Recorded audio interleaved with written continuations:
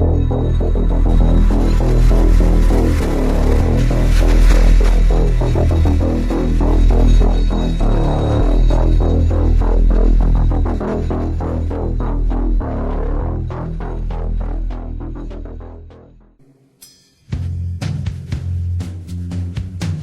name is Nassim Saabs. Let me ask you a question. Has anything ever happened to you that you couldn't explain? That made you feel sort of foolish when you tried to tell somebody about it? Well, if it has, you have plenty of company, as you'll soon see. This is also new. It's not new.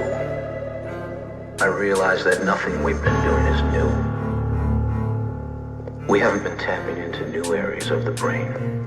We've just been awakening the most ancient. This technology is simply a route to powers that conjurers and alchemists used centuries ago. We're seeing an exponential growth in our machines and innovations as technology surpasses and exceeds our limitations. Implications could be serious. In many past and present futurists have been warning us for years about the consequences. Massive repercussions. We see the evidence, dependence on our internet and phones and games and televisions, losing independence. As we immerse ourselves in working all our fingers through the bones for corporations, we give them back our paychecks for the latest and the greatest plastic upgrades, name brand products and replacements, and build their databases. Investing hours of our own free time uploading information used against us to target us with market advertising toward our interests. Collecting information used to monitor our senses, correcting anyone who won't comply or be connected. How long before a mandatory microchips injected? It's the age-old lie, the promise of utopia, the carrot on the stick, the empty cornucopia, technological hive mind dystopia.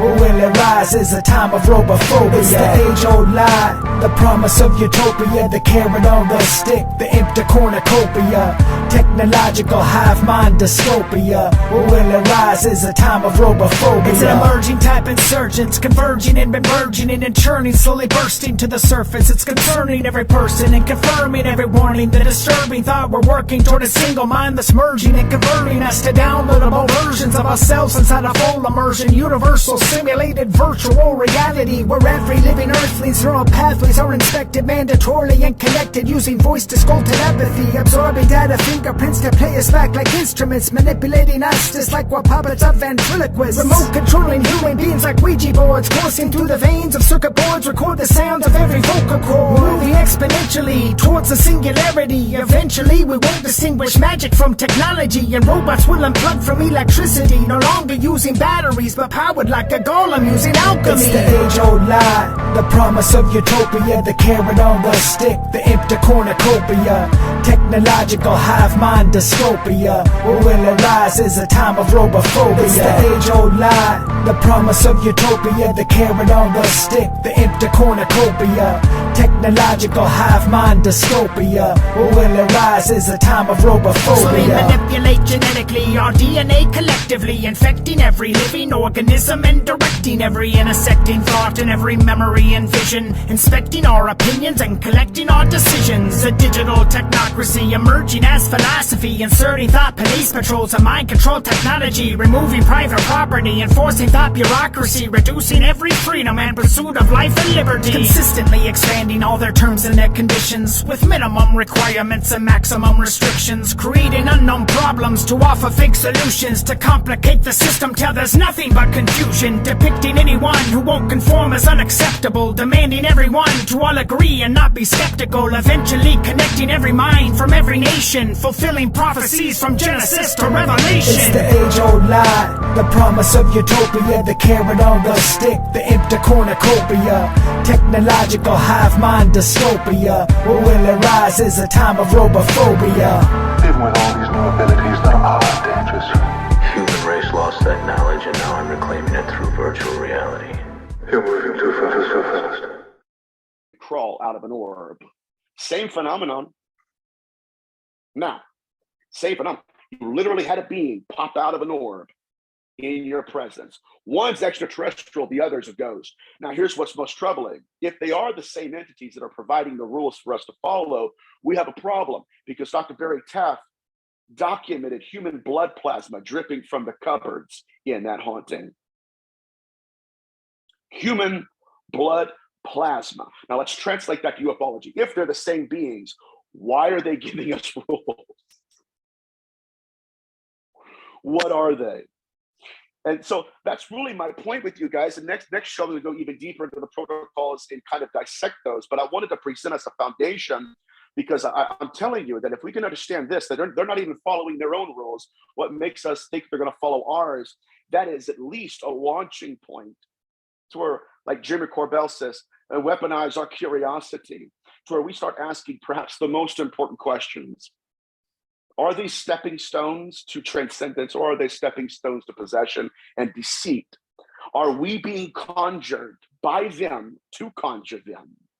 Are they needing the human condition to step into our world, just like they had over and over and over again, to the point that even if Aleister Crowley was bastardizing Kabbalistic rites, it did not matter. They had an invitation.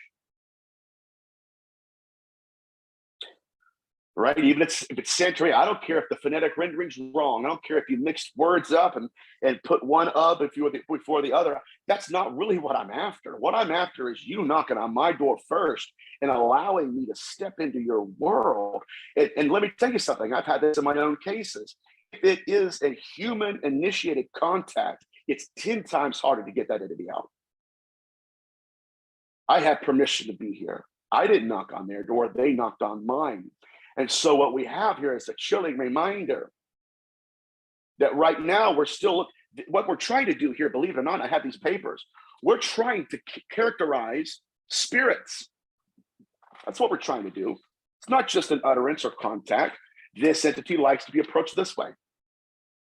When I say this, when I do this. And it's not just that. Dr. Travis Taylor's out there building altars to them, saying prayers to them. I'm thankful, be thankful. Now, again, that troubles me to a profound degree, because it's not like these beings are saying, hey, don't pray to me. They're responding to it. So what I'm saying here essentially, guys, is I'm raising a red flag. And I know this is not my best show ever. I know that. But what I'm doing here is I'm raising a red flag of warning and caution, because there's going to be a difference. It's going to evolve. It's going to stop being, okay, I'm tired. There's a bunch of lights in the sky. And then it's going to evolve into, I want more contact. It's going to evolve into, I want to see them.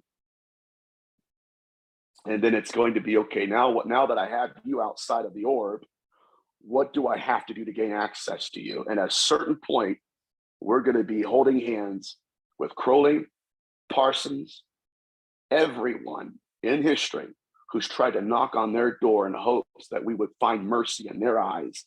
They would pity us enough to say, hey, listen, here's a little bit of information.